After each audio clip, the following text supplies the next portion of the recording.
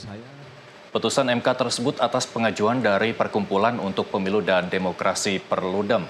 Dalam bunyi putusan, Ketua MK Suwartoyo menyatakan perubahan norma ambang batas parlemen, termasuk besaran angka atau persentase ambang batas parlemen dimaksud tetap dalam bingkai menjaga proporsionalitas sistem pemilu proporsional, terutama untuk mencegah besarnya jumlah suara yang tidak dapat dikonversi menjadi kursi DPR.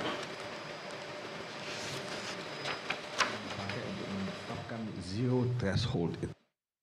Apakah zero threshold ini akan menambah jumlah partai politik yang akan menimbulkan instabilitas misalnya, atau mengganggu jalannya pemerintahan? Ya, ini pertanyaan yang pasti muncul dalam banyak kalangan, ya. Karena sekarang aja kita punya cukup banyak partai politik.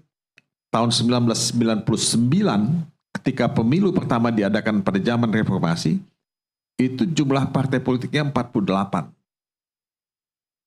Ya, kalau Anda ke TPS, Anda buka kertas suara, itu cukup banyak. Bayangin kalau partai politiknya 48. Bayangkan kalau partai politiknya lebih dari 48. Nah, itu kan tidak mudah gitu, ya. Nah, dalam negara yang presidensial seperti Indonesia, memiliki jumlah partai yang banyak itu tentu ya menimbulkan persoalan tersendiri. Ya, jadi kalau saya belum ingin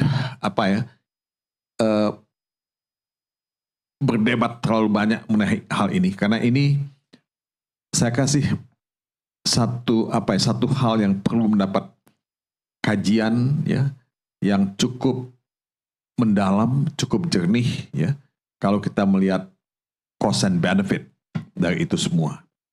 Perludem, ya, Saudara Titi Anggraini mengatakan, ya sebaiknya threshold itu 1%. Tapi saya nggak ingin kasih komentar mengenai itu. Ini saya hanya baca di media. Nah, ini beberapa putusan yang menurut saya bagus, ya. Tapi saudara-saudara, terlepas dari setuju atau tidak setuju dengan putusan-putusan MK yang saya sebutkan tadi, saya harus mengatakan ada angin segar, ya, ada winds of change dari putusan MK tersebut. Apa itu yang disebut wind of change? Angin segar itu.